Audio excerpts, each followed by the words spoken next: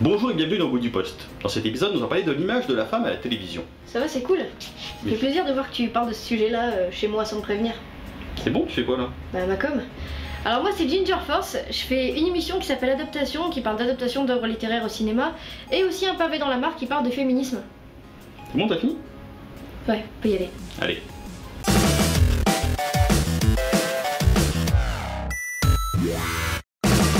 Les premiers souvenirs marquants de femmes à la télévision restent les speakerines. Bien avant la chronique de Jérôme Niel sur Canal+, une speakerine était une femme, le plus souvent dans un rôle de potiche, qui présentait le programme de la chaîne de télé et s'occupait des transitions entre les émissions, bien avant que le télétexte et les guides de programme existent et que les voix off ne les remplacent. À part quelques exceptions, ce travail est toujours exécuté par des femmes. Et la tradition a perduré en France jusqu'en 1993. Depuis, on observe une forme d'équité homme-femme dans les programmes dits d'information. Qu'il s'agisse de la météo ou de la présentation du journal télévisé, c'est à peu près les mêmes ratios. Mais là où la météo reste un sujet relativement sérieux en France, certains pays chauds ont une vision un peu plus libertine du sujet, avec des météos présentées en bikini. Chez nous, Canal+ est la seule à assumer son image décalée avec sa météo dite de charme, avec des présentatrices drôles et sexy comme Axel Lafont ou Louise Bourgoin, qui tentent depuis de s'imposer au cinéma, dans des productions Besson, et dernièrement Alison Wheeler. Et certaines chaînes vont même jusqu'à proposer des journaux où le présentateur ou présentatrice est en train de réaliser un striptease tout en parlant de l'actualité. Mais là où les femmes sont véritablement mises de côté, c'est en ce qui concerne les jeux télévisés. Certaines anciennes speakerines, comme Marie-Ange Nardi, ont animé de nombreux jeux télévisés, notamment Pyramide, mais sont souvent reléguées à des rôles secondaires. Avec l'arrivée des jeux télé modernes, les femmes prennent encore plus de recul, allant jusqu'à devenir de simples femmes objets, ou plutôt des femmes vitrines, qui ne disent pas un mot, et se contentent de présenter les lots à gagner, ou de défiler en faisant tourner les lettres en marchant avec de hauts talons. Et c'est encore pire à l'étranger. Dans différentes versions d'Apprendre ou à laisser, les valises sont tenues par des top modèles en robe de soirée. Certains épisodes vont même plus loin avec des costumes de fantasmes masculins comme celui de Leia esclave dans Star Wars ou encore des costumes d'Halloween sexy. Mais comme d'habitude, c'est le Royaume-Uni qui est le plus surprenant. La belle Rachel Riley porte de somptueuses robes dans différentes émissions de la BBC.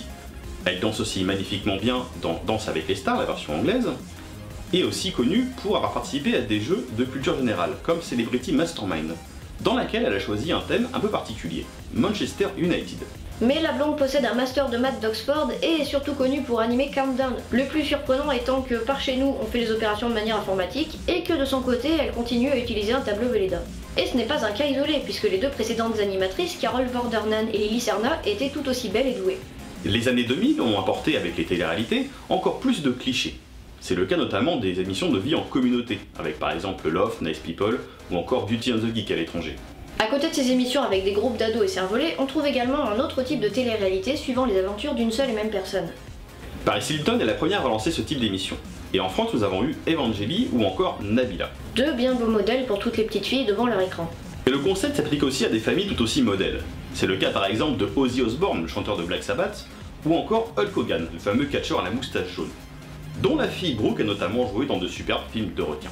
Et quitte à pousser le concept jusqu'au bout, il existe une émission s'appelant The Girls Next Door et se focalisant sur 3 filles dans la Playboy Mansion. A l'inverse, en France, nous avons aussi des émissions avec le même concept, de suivre une seule personne, mais beaucoup plus intéressantes.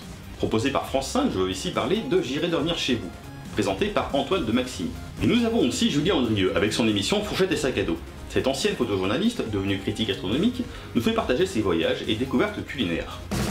Mais ce genre de délire sexiste existe aussi dans l'autre sens. Certaines émissions jouent sur un casting d'hommes tout à fait macho.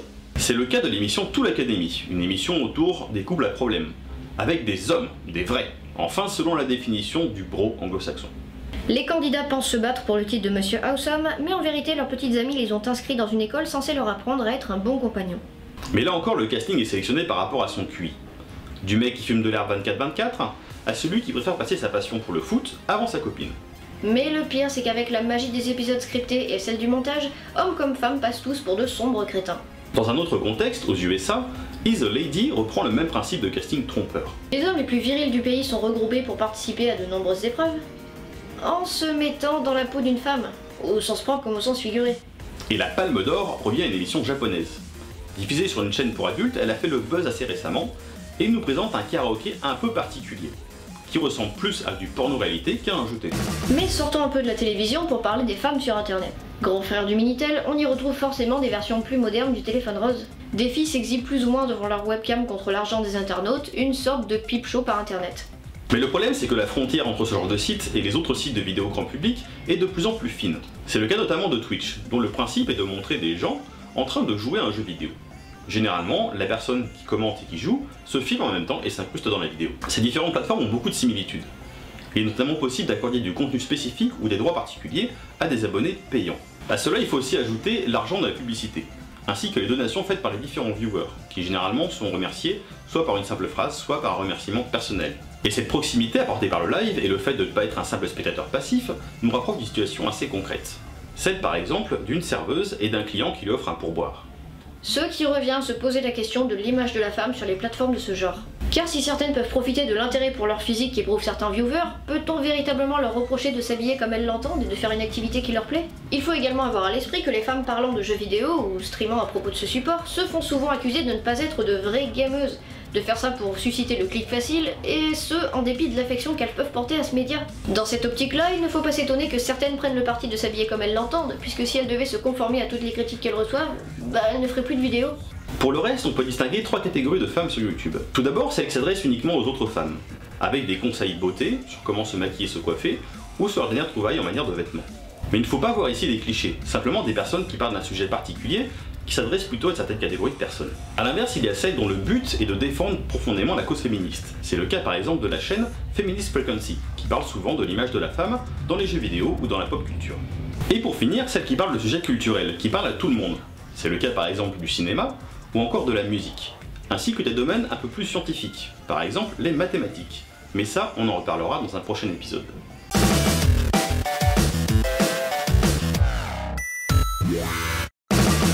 Et voilà, c'est tout pour aujourd'hui. Je voulais vous remercier d'être resté jusqu'à la fin, et je voulais aussi remercier Ginger de m'avoir accueilli et aider à présenter l'émission. Vous pouvez retrouver sa chaîne juste ici, vous pouvez vous abonner à la mienne, et vous allez aussi pouvoir retrouver la playlist avec les différentes vidéos abordées aujourd'hui. Et je vous donne rendez-vous dans un mois à peu près pour la prochaine émission.